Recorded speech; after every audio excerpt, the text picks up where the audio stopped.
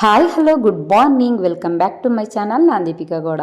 ನಾನಿವತ್ತು ಬೆಳಗ್ಗೆನೇ ಬೇಗ ಎದ್ದು ಬಾಗಿಲು ಕಸ ಎಲ್ಲ ಗುಡಿಸಿ ನೀಟಾಗಿ ತೊಳೆದು ಒಂದು ಚಿಕ್ಕದಾಗಿ ರಂಗೋಲಿ ಬಿಡೋದ ಅಂತ ಬಿಡ್ತಾ ಇದ್ದೀನಿ. ಯಾವ ರೀತಿ ಬಂತು ಅಂತ ನೀವು ಲಾಸ್ಟಲ್ಲಿ ನೋಡಿ ನನಗೆ ಕಮೆಂಟ್ ಸೆಕ್ಷನಲ್ಲಿ ಕಮೆಂಟ್ಸ್ ಮಾಡಿ.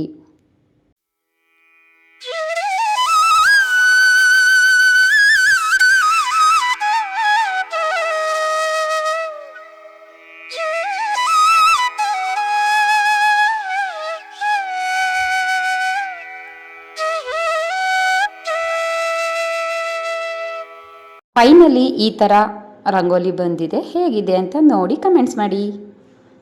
ಹೊರಗಡೆ ಕೆಲಸ ಮುಗಿದ ನಂತರ ನಾನು ಮನೆಗೆ ಒಳಗಡೆ ಬಂದು ಎಲ್ಲ ಕೆಲಸನೂ ಕಂಪ್ಲೀಟ್ ಮಾಡ್ಕೊಳ್ತೀನಿ.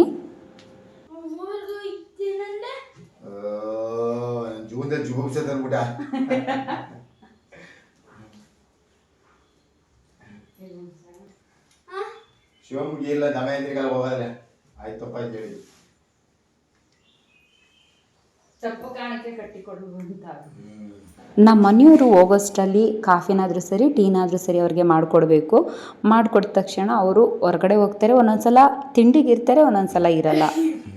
ನಮ್ಮನೆ ಕೋತಿ ಸಿಪಿ ಹಣ್ಣಿಗೆ ರಮ್ಮೆ ಮೇಲೆ ಕೂತ್ಬಿಟ್ಟದು ಹೋಗಿ ಯಾರಿ ಆಮೇಲೆ ಈಗ ಎಳ್ನೀರು ಬರ್ಕೊಂಡಿದ್ದೆ ನೆಗೆದು ಬಿಡುತ್ತೆ. ಕ್ಲೀನ ಬಚ್ಚ ಎಣ್ಣೆ ಹಾಕಿದೆ, ಅದಕ್ಕೆ ಎಣ್ಣೆ ಹಾಕಿದ್ದೆ.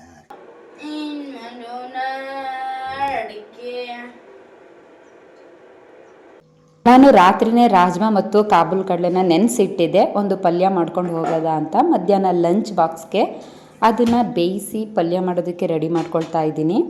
ಇವತ್ತಿನ ತಿಂಡಿಗೆ ನಾನು ಮೊಳಕೆ ಕಟ್ಟಿರುವಂತಹ ಹೆಸರುಕಾಳು ದೋಸೆ ಜೊತೆಗೆ ಮೊಟ್ಟೆ ದೋಸೆ ಅಂತಲೇ ಹೇಳ್ಬೋದು. ಮಧ್ಯಾಹ್ನಕ್ಕೆ ಬೀಟ್ರೋಟ್ ಮೊಸರನ್ನ ಜೊತೆಗೆ ರಾಜ್ಮಾ ಕಾಬೂಲ್ ಕಡಲೆ ಪಲ್ಯ ಮಾಡ್ಕೊಂಡು ಹೋಗ್ತಾ ಇದ್ದೀನಿ.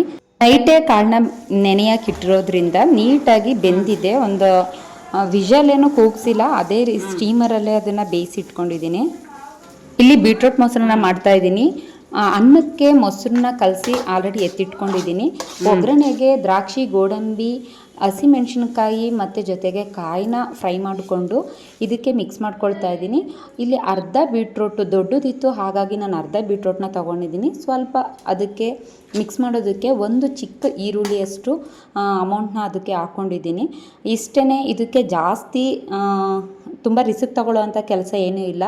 ಲಾಸ್ಟಲ್ಲಿ ಇದನ್ನು ನಾನು ಹಾಲನ್ನ ಸೇರಿಸ್ತಾ ಇದ್ದೀನಿ. ಏನಕ್ಕೆ ಅಂತ ಅಂದರೆ ಮಧ್ಯಾಹ್ನ ಹುಳಿ ಬರಲ್ಲ ಮೊಸರನ್ನಕ್ಕೆ ಹಾಲನ್ನ ಸೇರಿಸಿದ್ರೆ, ಮತ್ತು ಟೇಸ್ಟು ಕೂಡ ತುಂಬ ಅಂದರೆ ತುಂಬ ಚೆನ್ನಾಗಿರುತ್ತೆ. ಹಾಗಾಗಿ ಹೆಸ್ರುಕಾಳು ದೋಸೆನೂ ಕೂಡ ಅಷ್ಟೇ, ತುಂಬ ಅಂದರೆ ತುಂಬ ಈಸಿ. ನಾನು ಮೊಳಕೆ ಕೊಟ್ಟಿರೋಂಥ ಹೆಸ್ರುಕಾಳು ದೋಸೆ ಮಾಡ್ತಾಯಿದ್ದೀನಿ.